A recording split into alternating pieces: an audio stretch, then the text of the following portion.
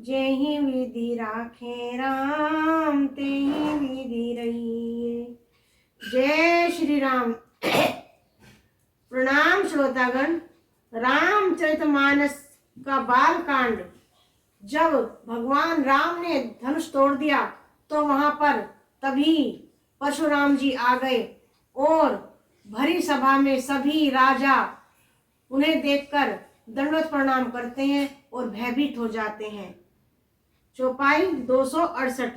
शांत बेसु करनी कठिन बनिन जाय स्वरूप, धनि मुनि तनु वीर रस आयो जैसा भूप। शांत वेश है परंतु करनी बहुत कठिन है। परशुराम जी का स्वरूप का वर्णन नहीं किया जा सकता। मानो घोर वीर रस ही मुनि का शरीर धारण करके वहां सब राजा लोग हैं वहां आ गया हूँ। देखत भृगुपति बेशु कराला, उठे सकल भय विकल भुआला। पितु समेत कही कही निज नामा, लगे करन सब दंड प्रणामा। परशुराम जी का भयानक वेश देखकर यानी उनका क्रोधित रूप देखकर सभी राजा व्याकुल होकर खड़े हो गए और अपने पिता सहित यानी अपने पिता के नाम सहित अपना भी नाम बताकर दंडवत प्रणाम करने लगे। जेहि सुभाय चितवै हितु जानी, सो जाने जनु आई कुटानी। जब जनक बहोरी आयु सिर नावा, सिय बोलाई प्रणाम करावा। परशुराम जी हित दे समझकर ही सहज हो जिस ओर देख लेते हैं वह समझता है मानो मेरी आयु पूरी हो गई है। फिर जनक जी ने आकर सिर नवाया अर्थात प्रणाम किया और सीता जी को बुलाकर प्रणाम कराया। आशीष दीनी सखी हर्षानी, निज समाज ले गई सयानी। विश्वामित्र मिले पुनि आए, पद सरोज मिले दो भाई। परशुराम जी ने सीता जी को आशीर्वाद दिया और सखियां बहुत ही प्रसन्न मन में हुई, हर्षित हुई। और फिर वहां ठहरना अधिक उचित नहीं है, ज्यादा देर ठहरना, यह सोचकर सखियां उन्हें वापस वहां मंडली में ले गए।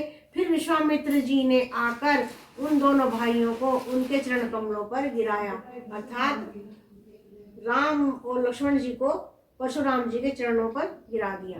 राम लखनऊ दशरथ के ढोटा, दिनी आशीष देखी बल जोटा।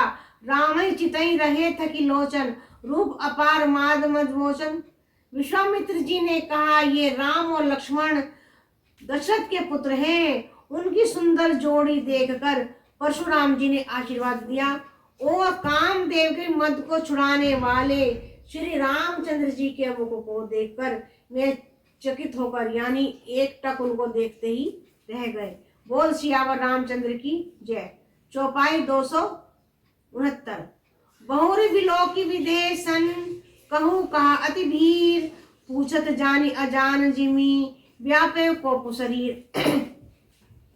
फिर सब देखकर और जानते हुए भी उन्होंने अनजान की तरह जनक जी से पूछा कि यह बड़ी भीड़ कैसी है और उनके शरीर में क्रोध छा गया। समझ उनको आ गई थी लेकिन फिर भी अनजान बनकर उन्होंने विश्वामित्र भगवान जनक जी से पूछा।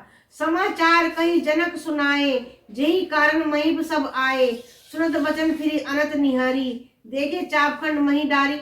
जिस कारण सब राजा आए हुए हैं वह सब समाचार जनक जी ने परशुराम जी को कह सुनाया। जनक के वचन सुनकर परशुराम जी ने फिर कर दूसरी ओर देखा तो धनुष के टुकड़े पृथ्वी पर पड़े हुए थे। अतिरिस बोले वचन कठोरा, कहूँ जन जनक धनुष के तोरा। देख बेगी देखा मूढ़ ने त आजू, उल्टा हूँ मई जैन लजी तब राजू। अत्यंत क्रोध में भरकर परशुराम जी ने कठोर वचन बोले, रे मूर्ख जनक बता यह धनुष किसने तोड़ा है, उसे शीघ्र दिखा, नहीं तो तेरे मूड आज में जहां तक तेरा राज्य है वहां तक पूरी पृथ्वी उलट दूंगा। अर्थात परशुराम जी जनक जी पर क्रोधित होते हुए ऐसा बोले। अति डर उतरु देत नभ नाही, कुटिल भूप हर्षे मन माही। सुरमुनि नाग नगर नर नारी, सोचे सकल त्रास और भारी। राजा को अत्यंत डर लगा जिसके कारण वे उत्तर नहीं देते। यह देखकर कुटिल राजा मन में बड़े प्रसन्न हुए। देवता मुनि नाग और नगर के स्त्री पुरुष सभी सोच करने लगे सबके हृदय में बड़ा भय है। यानी राजा जनक भी भयभीत हो गए और जितने भी वहां उपस्थित थे सभी लोग वहां पर परशुराम जी का क्रोध देखकर भयभीत हो गए।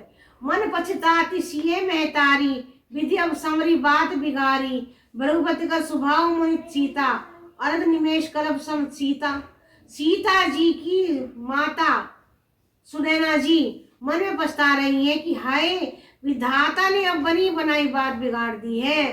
परशुराम जी का स्वभाव सुनकर सीता जी का आधा क्षण भी कल्प के समान बीत रहा था। जब परशुराम जी क्रोधित देखा तो सीता जी एक एक पल उन्हें बहुत बड़ा भारी करे, बड़े बड़े कल्प के समान लग रहा था। बोल सियावर रामचंद्र की जय।